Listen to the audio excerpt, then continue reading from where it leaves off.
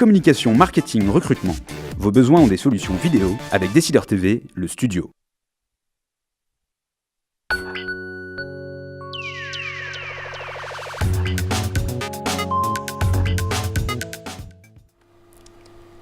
Bienvenue dans les Décideurs de l'Emploi. Nous sommes en direct sur Décideur TV et MyTF1 News. Comme chaque mardi de 12h30 à 13h, nous donnons la parole aux recruteurs et aux professionnels du marché du travail. Et aujourd'hui, j'ai le grand plaisir de recevoir Fabien Stutt, directeur régional de Aise, un des leaders mondiaux du recrutement, et Michel Fourmy, directeur du bien nommé Michel Fourmy Conseil, cabinet de conseil en valorisation du capital humain. Messieurs, bonjour et bienvenue dans les Décideurs de l'Emploi. Bonjour. Alors, rémunération des patrons, des élus, des banquiers, les débats ne manquent pas sur les salaires de nos dirigeants, mais qu'en est-il de la majorité des Français? Combien gagnent les salariés français? Tel est le thème de ce Décideur de l'Emploi. Alors, d'après l'étude 2013 Emploi et salaire de l'INSEE, le salaire mensuel moyen en équivalent temps plein d'un salarié français en 2011 est de 2130 € net, et le salaire médian qui lui divise de moitié à part égale la population française est de 1712 €. Voilà pour la big picture. Fabien Stutt, vous avez avec Aise publié également une étude cette année sur les tendances des rémunérations en 2013. Quelles sont les grandes lignes qui sortent de cette étude ? Alors, c'est une étude qui porte pour l'essentiel sur la population de cadres. Donc, je préfère le préciser. La grande tendance du moment, mais ça n'est pas un scoop, puisque c'est une tendance qui existe depuis maintenant 4-5 ans, c'est plutôt que les salaires des cadres n'évoluent pas. On est plutôt dans un phénomène de stabilité. Donc, l'innovation est moins sur le montant ou les évolutions en termes de montant des rémunérations que sur les structures de rémunération. Mais je crois qu'on y reviendra sur notamment les parts fixes et les parts variables, donc le terme de package pour le coup. Alors, en effet, on reviendra plus précisément sur l'évolution du package de la rémunération. Ce n'est pas seulement le salaire net, mais bien d'autres choses, le salaire fixe, pardon. Mais tout d'abord, est-ce qu'on peut distinguer des métiers ou des secteurs qui payent le plus, si je puis dire de manière triviale, et à contrario, des métiers, des secteurs qui sont peu rémunérés ? Alors, c'est une question qui n'est pas simple. Il y a évidemment des secteurs qui proposent des rémunérations plus attractives que la moyenne du marché. C'est souvent les secteurs qui sont portés par l'innovation. On peut parler des secteurs des nouvelles technologies. On peut parler dans les secteurs des nouvelles technologies, pour l'exemple, si vous voulez recruter aujourd'hui un développeur informatique expérimenté, il faudra lui proposer une rémunération qui se situera entre 50 000 € bruts annuels et 60 000 € bruts annuels. Alors là, on parle d'un développeur web junior ou expérimenté. Là, on est évidemment sur de l'expérimenté. Pour continuer expérimenté, c'est combien d'années d'expérience ? On commence à parler d'expérimenté à partir de 5-7 années d'expérience. Pour poursuivre dans cette idée de l'innovation, lorsque vous êtes dans l'industrie, c'est évidemment plutôt les services de R&D, de recherche et développement, qui recrutent aujourd'hui et qui impliquent donc des rémunérations qui sont les plus attractives. Donc un chef de projet aujourd'hui en R&D, un ingénieur R&D en aéronautique se situera à peu près dans les mêmes eaux que ce que je viens d'évoquer pour le développeur expérimenté. Entre 50 000 et 60 000 Absolument. €, c'est ça ?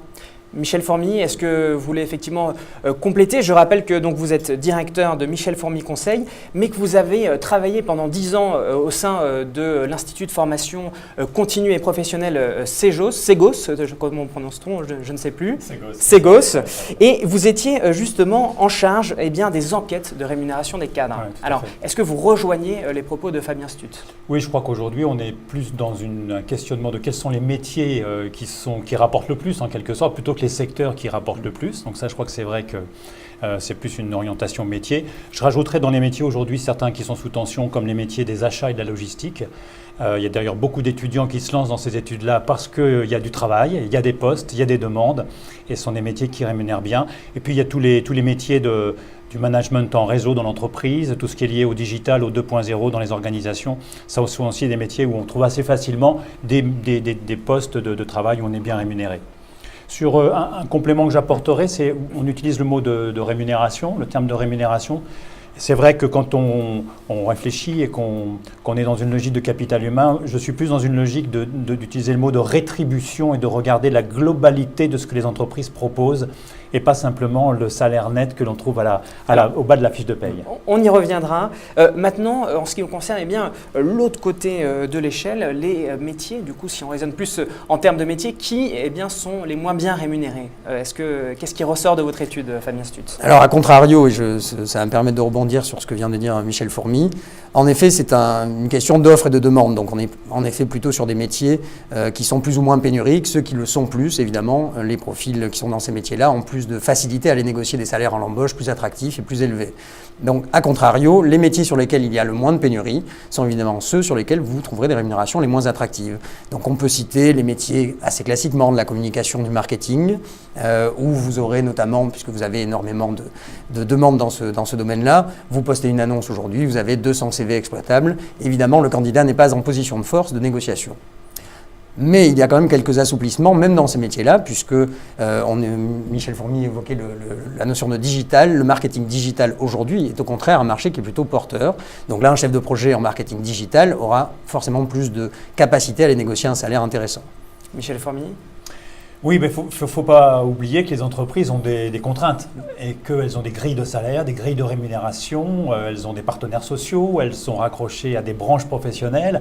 Donc il y a un cadre de négociation en quelque sorte, et il y a un cadre de flexibilité dans l'attribution de rémunération, mais il ne faut pas oublier que tout ça est bien organisé et assez contraint. Donc les marges de manœuvre restent relativement faibles.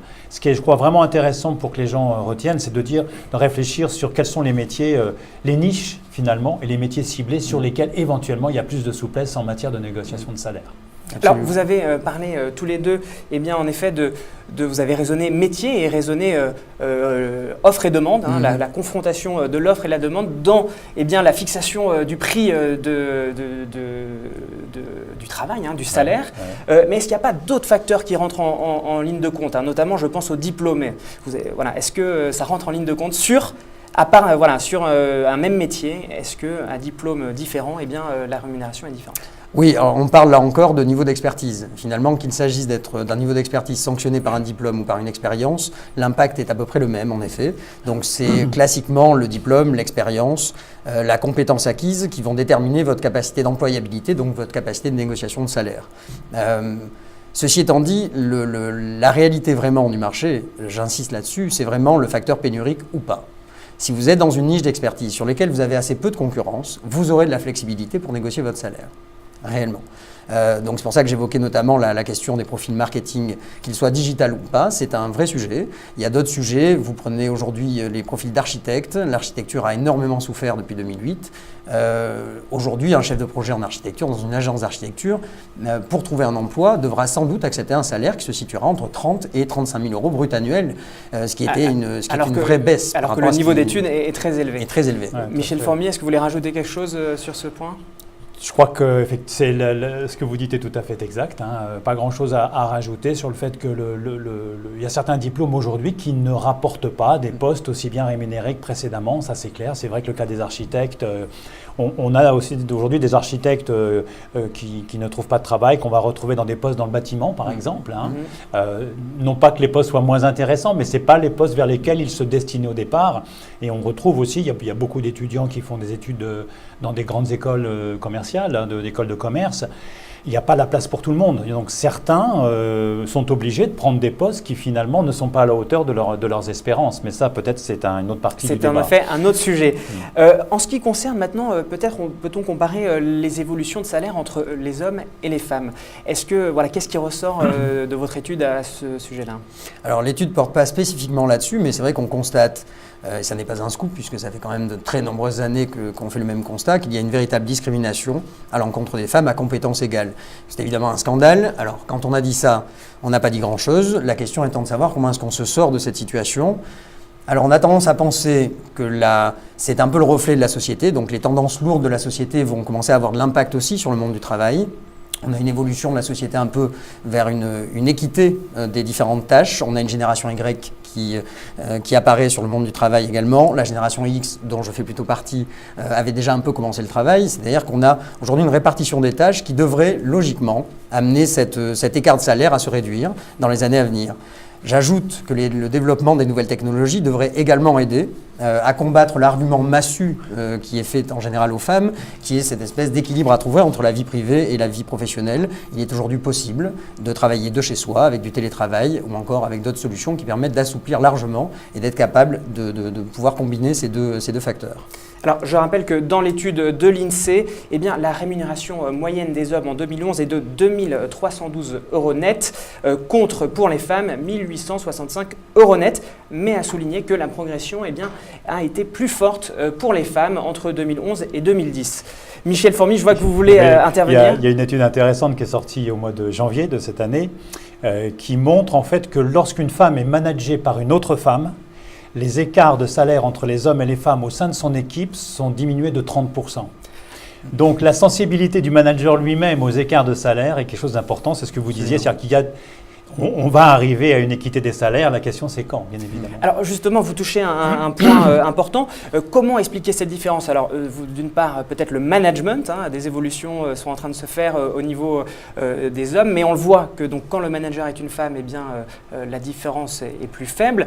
Est-ce qu'il n'y a pas aussi, je me fais un peu l'avocat du diable, une remise en cause aussi peut-être qui doit être faite chez les femmes? Alors, je ne dis pas ça de manière purement innocente, puisque j'ai sous la main eh bien, une étude de European PWN, qui est un réseau féminin qui est au service des femmes, donc on ne pourra pas me critiquer de machisme, qui montre que les femmes ont plus de mal eh bien, à parler d'argent, à parler salaire.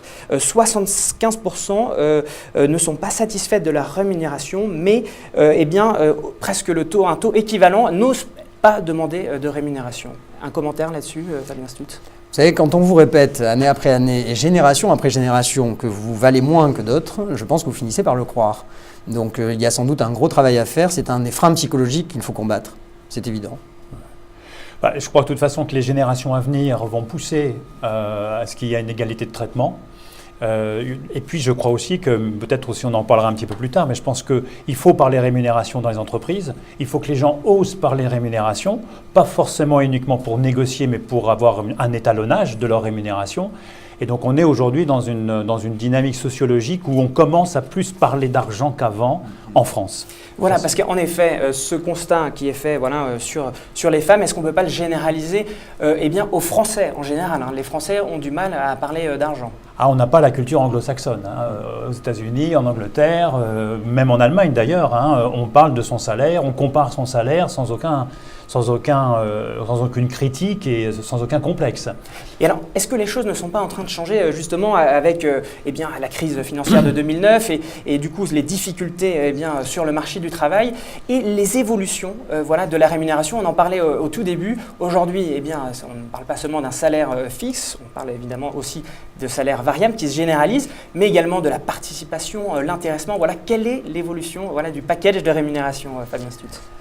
En effet, l'innovation depuis 4-5 ans, on l'a compris, n'était pas vraiment sur le montant des rémunérations, mais plutôt sur le contenu de ces rémunérations, puisque si les entreprises ne veulent pas du tout toucher au salaire fixe, ou en tous les cas autant qu'elles puissent, en revanche, ils ont évidemment une capacité à aller négocier une part variable, et on assiste à une vraie démocratisation de cette part variable. Jusqu'à encore très récemment, c'était essentiellement réservé aux cadres dirigeants, aux cadres commerciaux. Il n'est plus rare aujourd'hui de voir proposer des bonus individuels à des collaborateurs en direction financière, en direction des ressources humaines par exemple. Donc c'est ce qu'on pourrait qualifier de phénomène de bonne gestion, puisque finalement ça amène les entreprises à ne plus être otages de leurs coûts de structure, tout en continuant à maintenir la motivation de leurs collaborateurs. Michel Formy, sur l'évolution des rémunérations dans le package, dans leur nature? Il y a une évolution qu'on constate et qui se confirme, c'est l'individualisation. C'est-à-dire qu'on est vraiment dans une logique de plus en plus d'individualisation des augmentations de salaire. La deuxième chose, c'est qu'aujourd'hui, quand on pense augmentation de salaire individuelle, je pense qu'il faut regarder ça sur 2 ou 3 ans.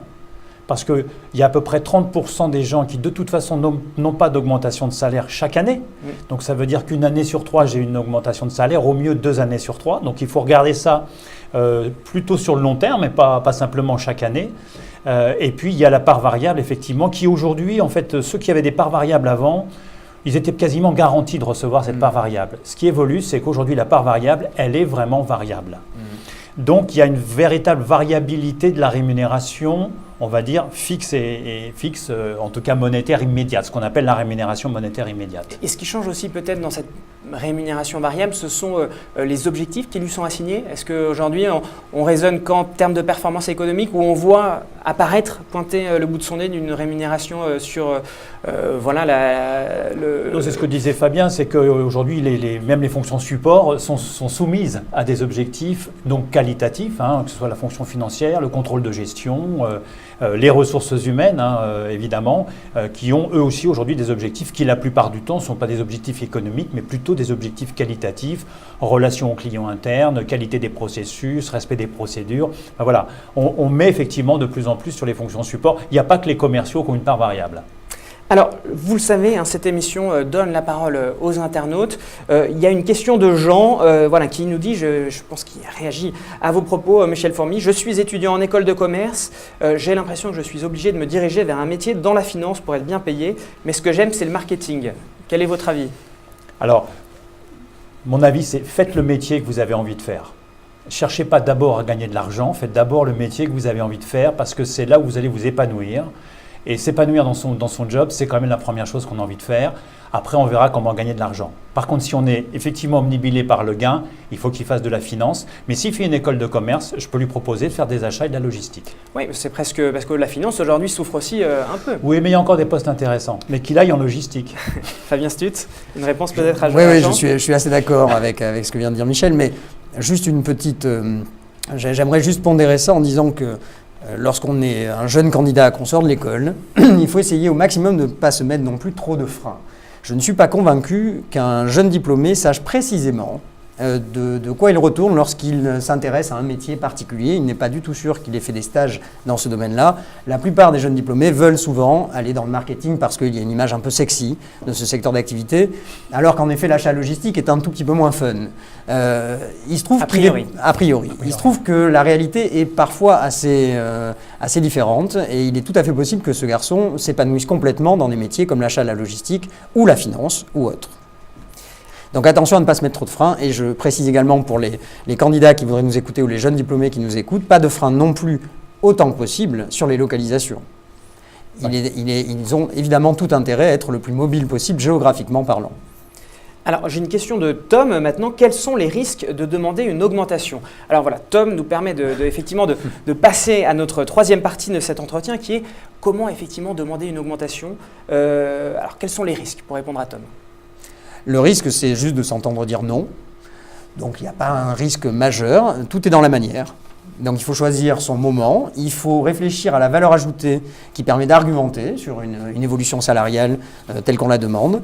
À partir du moment où la manière est à la fois respectueuse, argumentée et où on met le doigt sur la véritable valeur ajoutée qu'on peut apporter à une organisation, encore une fois, le seul risque, c'est qu'on s'entende dire que ça n'est pas possible et qu'on verra ça peut-être dans un an. Mais au moins, on aura pris date.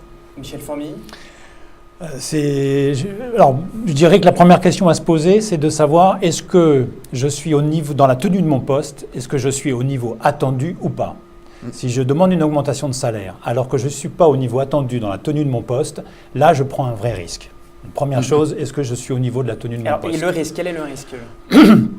C'est de se décrédibiliser, de créer des problèmes à un manager qu'on a suffisamment comme ça, et puis surtout de ne pas montrer de degré d'ouverture. Parce que l'autre point qui est important, c'est qu'avant de demander une augmentation de salaire, il faut comprendre la politique rémunération de sa société.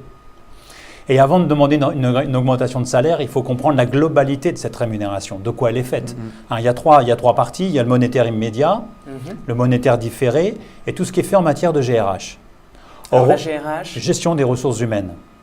Autrement dit, tout ce que l'entreprise fait pour moi, pour développer mon employabilité, mon parcours professionnel, organiser une mobilité à l'international ou sur des métiers autres, de manière à peut-être me faire ensuite grimper à des fonctions parce que j'aurai une vision plus globale de l'entreprise, tout ça, ça coûte et tout ça, ça rapporte aux salariés. Donc attention aux augmentations de salaire, juste pour le principe d'avoir une augmentation de salaire qui permet de changer de voiture ou d'appartement. Il faut regarder la globalité Et on sait que le package aujourd'hui dans les entreprises, il est d'autant plus important que les entreprises ont un rôle sociétal de plus en plus fort, c'est-à-dire qu'elles remplacent de plus en plus des systèmes politiques qui ne fonctionnent plus. Alors justement, Michel Formy, vous avez écrit un livre, je suis en train de chercher le titre, voilà, Ressources humaines, stratégie et création de valeur vers une économie du capital humain. Est-ce que ce n'est pas de ça dont on est en train de parler là justement? C'est de ça dont on est en train de parler. Effectivement, j'ai assez facilement dérivé vers mon sujet de prédilection. Oui, c'est de ça dont on parle en fait. Alors c'est vrai qu'il faut réfléchir à la valeur que l'on crée pour l'entreprise. Donc effectivement, est-ce que je tiens mon poste au niveau tenu? Est-ce que j'ai le niveau de performance que l'on attend de moi? Et puis, est-ce que je suis en phase avec les projets d'entreprise? Autrement dit, est-ce que je travaille à des projets transverses avec d'autres fonctions dans l'organisation? Est-ce que je participe à des projets d'innovation? Est-ce que, voilà, c'est tout ça qu'il faut avoir à l'esprit et il ne faut pas être obnubilé par juste l'augmentation de salaire. Et je crois qu'il faut comprendre le système dans lequel on est. Et de la même manière, il faut comprendre, l'entreprise doit comprendre de manière équilibrée ce que les salariés attendent. Voilà. Mais il faut reconnaître que la contingence et les contraintes, elles sont dans l'entreprise plus qu'au niveau des salariés. Alors, c'est, je pense, bien noté pour Tom. Léon demande à partir de combien de temps d'ancienneté demander une augmentation? Voilà. Alors, est-ce qu'il y a effectivement cette notion, c'est un critère, l'ancienneté, pour être légitime? Ça dépend depuis quand vous êtes au poste où vous êtes et depuis le nombre d'années que vous êtes dans l'entreprise. Déjà, ça dépend du niveau d'expertise du métier dans lequel vous êtes. Autrement dit, il y a des courbes de salaire. Il faut se procurer les courbes de salaire qui sont disponibles dans toutes les bonnes fonctions RH pour comprendre où on en est sur cette courbe de salaire. Et il faut voir dans cette courbe de salaire où est-ce qu'on se situe et quelles sont les marges de progression salariale dans cette grille de rémunération. Il ne faut pas oublier que les entreprises ont des grilles de rémunération. Donc une entreprise ne peut pas faire n'importe quoi simplement parce que je le demande. Alors la grille de rémunération, c'est à tel poste, à telle fiche de poste correspond un salaire, à tel âge, à telle fiche de poste, à tel profil, à tel âge. Tout à fait, exactement. Voilà, mais il y a quand même des marges de manœuvre. C'est ce qui fait que justement, voilà, ce qui nous intéresse là, c'est comment agir sur cette marge de manœuvre, voilà, quel est le meilleur comportement. Alors, il y avait cette question du temps demandée par Léon sur l'ancienneté, mais est-ce que... Si je n'ai pas d'augmentation de salaire pendant 3 ans de suite, il faut que je me pose de sacrées questions. D'accord. Fabien Stutz, vous êtes d'accord? Absolument. Je Je rebondis simplement sur un sujet qui est... aujourd'hui, il faut en effet comprendre l'intérêt de l'organisation dans laquelle on se trouve. Si aujourd'hui notre organisation, l'entreprise dans laquelle on évolue, ne se porte pas très bien, ce qui est quand même une grande majorité des entreprises aujourd'hui en France, il est absolument paradoxal et assez aberrant d'aller exiger des augmentations de salaire.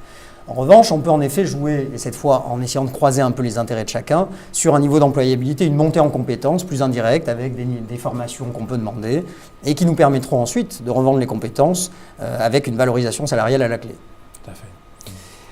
Est-ce que, donc chaque année dans les entreprises, il y a l'entretien, le fameux entretien annuel d'évaluation. Est-ce que c'est le bon moment pour demander une augmentation? C'est le moment, mais je crois que Michel a un avis très, très arrêté sur la question, donc je vais vous laisser répondre, mais c'est évidemment le moment idéal. Disons qu'historiquement, il y a des entreprises dans lesquelles on disait l'entretien d'évaluation, ce n'est pas le lieu où on parle de rémunération. Je crois qu'il faut appeler un chat un chat.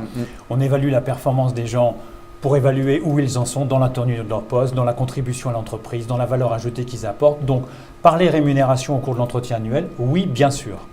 Attendre une réponse au cours de l'entretien annuel, surtout pas.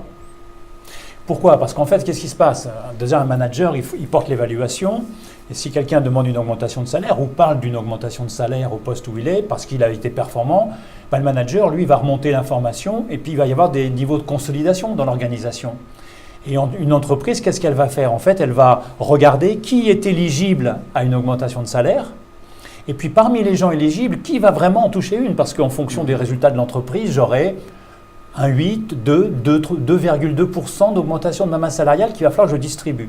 Et que je la distribue pas simplement aux gens qui sont en poste, mais aussi à ceux que je recrute, à ceux qui auront une promotion, une mobilité, etc. Donc, je crois que la première étape, c'est est-ce que je suis éligible à une augmentation de salaire? Et puis ensuite, faire en sorte qu'on m'apporte la réponse, c'est-à-dire est-ce que je l'ai ou est-ce que je ne l'ai pas, qui est une autre étape importante, parce que dans certaines entreprises, les managers n'ont pas le courage de venir dire quand il n'y a pas d'augmentation de salaire. Alors, imaginons, j'ai la réponse, combien demander? Voilà. En général, comment on évalue voilà, le niveau d'augmentation? Est-ce qu'il faut attendre que l'entreprise propose ou c'est au candidat de proposer une… Non, il faut être vigilant. On est dans une organisation. Donc, je reviens sur l'aspect de structure, de grille de rémunération. On ne peut pas demander n'importe quoi. Si vous commencez à demander n'importe quoi, vous ne serez pas crédible. C'est bien simple, vous mieux tout de suite chercher un autre job ailleurs. On perd sa crédibilité et on n'aura plus le droit de demander une deuxième fois. Alors, comment on évalue? Alors, l'évaluation, elle ne peut se faire qu'en fonction des grilles de salaire. C'est-à-dire, là encore, c'est quel métier, je fais depuis combien de temps, avec quel niveau d'expertise. Si je n'ai pas cette donnée-là, je ne peux pas demander 2, 3 ou 4%. Après, si depuis 3 ans, je n'ai pas eu d'augmentation de salaire et que l'inflation, bon an, mal an, a fait entre 0,9 et 1,2 tous les ans, je peux dire à mon patron, voilà, je suis performant, si je le suis, tu dis que je tiens bien mon poste, ça fait 3 années que je n'ai pas d'augmentation de salaire, j'ai une perte potentielle de pouvoir d'achat de 3%. Qu'est-ce que tu peux faire pour moi? Voilà. J'engage la conversation autour de quelque chose qui est mesurable, qui est tangible et dans lequel il peut y avoir une négociation qui s'établisse. Par contre, dire voilà, je n'ai pas été augmenté, je veux 4%, c'est courir à l'échec. Fabien Stutz. En effet, je crois qu'il faut faire une étude comparative. Alors, il y a deux manières de s'y prendre. Soit, en effet, vous avez un chemin qui est tout tracé, c'est-à-dire que votre augmentation de salaire passera par un nouveau statut, de nouvelles responsabilités, et donc une grille de rémunération qui va s'appliquer. Donc ça, c'est le cas qu'évoquait Michel, dans lequel vous avez des grilles de rémunération et encore une fois, un chemin tracé. L'autre cas de figure, c'est que vous êtes dans une PME, vous n'avez pas de grille de rémunération très arrêtée. Là, il faut essayer de trouver des points de comparaison à secteur équivalent, à responsabilité équivalente. Et Léon, je crois que c'est comme ça que s'appelle votre internaute, ira consulter notre étude de rémunération, regardera exactement le nombre d'années d'expérience qu'il peut faire valoir et se comparera avec ses homologues sur le territoire français. Et il aura donc là des arguments. Il faut argumenter. Lorsqu'on veut une rémunération, il ne faut pas qu'il s'agisse de simplement d'une demande comme ça, sans aucun socle. Dans ce cas-là, tout le monde peut exiger des augmentations. Je ne connais personne qui n'aimerait pas être payé plus qu'il ne l'est aujourd'hui. Et alors, justement, il faut argumenter. Est-ce que, par exemple, c'est le bon moment de demander une augmentation après la réussite d'un projet? Voilà, on a bien mené une mission, on estime qu'on a la légitimité de la demander, ou faut-il attendre l'entretien annuel voilà. Il y a des périodes pour demander des augmentations de salaire. Les entreprises fonctionnent en budget. Alors, si je n'inscris pas ma demande d'augmentation de salaire et ma négociation dans le cycle budgétaire de l'entreprise, là, mon manager, il ne va pas attendre 15 jours pour me répondre. Ce sera tout de suite, écoute, on verra plus tard. C'est immédiat. Donc, il faut s'inscrire dans le cycle budgétaire de l'entreprise, savoir à quel moment se font les réflexions. Les cycles de décision sur les rémunérations, il y a une première étape qui est une négociation avec les partenaires sociaux, sauf pour les petites entreprises de moins de 50 salariés, mais bon, pour dire voilà, combien est-ce qu'on va consacrer aux augmentations de salaire. Après, on va regarder qui est performant, qui est éligible. Puis après, on va regarder combien de personnes faut-il qu'on recrute éventuellement, quels sont les postes clés sur lesquels on a besoin de remplacer des gens. Bref, il y a toute une réflexion qui se fait. Et puis après, il va rester un petit peu d'argent pour distribuer de manière individuelle à des gens, soit avec des augmentations générales, mais qui sont quand même de moins en moins fréquentes, surtout pour la population dont on parle. Et après, dans les augmentations individuelles, on revient à ce qu'on disait tout à l'heure, c'est une année sur 3, c'est pas mal, 2 années sur 3, c'est super, quoi. Alors, du coup, là, on a effectivement eu le point de vue un peu de la grande structure. Si du coup, on a le point de vue plus PME, Fabien Stutz, vous rejoignez Michel Fournier? Alors, je rejoins complètement Michel, avec juste une petite chose à rajouter. N'oubliez pas que pour vous inscrire dans à la fois le circuit de décision interne de votre entreprise, pour avoir cette connaissance-là, le meilleur moyen, c'est d'entretenir une relation de confiance avec votre manager. N'oubliez pas que, pour faire très simple, votre manager, c'est votre meilleur ami et c'est lui qui va aller porter votre message et votre demande. C'est rarement lui qui va être totalement décideur. Donc, pensez aussi à ça, essayez de discuter très en amont, de manière sans urgence. C'est absolument désastreux d'exiger une augmentation de salaire ou de revoir un peu son statut dans l'urgence avec une espèce de court terme comme ça, où on met un peu le couteau sous la gorge de son propre manager. C'est évidemment le mettre très en difficulté. Donc c'est pas comme ça qu'il faut fonctionner. Il faut essayer vraiment d'instaurer une vraie relation et de voir semaine après semaine dans quelle mesure les choses peuvent être plus ou moins ouvertes en ce moment, etc. Et alors, ce sera la dernière question. Léon demande, faut-il attendre que l'on nous propose une augmentation? Alors, en effet, là, on est en train de parler de la manière d'en demander une, mais est-ce que finalement, le meilleur moyen d'en avoir une, c'est de ne pas demander? C'est l'idéal. C'est l'idéal, mais ça implique d'avoir une direction et un management au-dessus qui pointe véritablement votre valeur ajoutée, qui est complètement à votre écoute et qui sait prendre les bonnes décisions dans le bon timing. Donc c'est l'idéal, mais c'est assez peu fréquent. Michel Formy? Je crois que la première chose, c'est d'avoir confiance dans le système. Donc, on fait confiance à son manager, à sa hiérarchie, à sa DRH. Donc, attendre une augmentation de salaire, oui. Après, effectivement, se poser des questions, oui. Et si on se pose des questions, les poser à nos interlocuteurs. Donc, comme vous disiez, poser des questions à son manager. S'il n'a pas les réponses, je travaille pour une entreprise où les RH ont un rôle très important. Bon, quelqu'un qui se pose des questions sur sa rémunération, il va voir son correspondant RH et il parle avec cette personne de la rémunération, éventuellement de pourquoi est-ce qu'il n'a pas eu d'augmentation de salaire. Bref, il y a des interlocuteurs dans l'entreprise pour le faire. Donc, allez-y, nouez le contact, cherchez à comprendre où vous en êtes, où l'entreprise en est par rapport à vous, et puis après, effectivement, enclencher une négociation, éventuellement, avant de prendre une décision quelconque. Eh bien écoutez, merci beaucoup messieurs d'avoir répondu aux questions des internautes et aux miennes. Je vous lis le dernier commentaire d'un internaute, rien que du bon sens, excellent. Donc merci messieurs pour votre bon sens Avec et vos plaisir. conseils pratiques. Merci à vous. Je vous en prie. La semaine prochaine, je recevrai Marc Suchet, directeur marketing de Monster France, Espagne et Benelux. Merci beaucoup, à la semaine prochaine.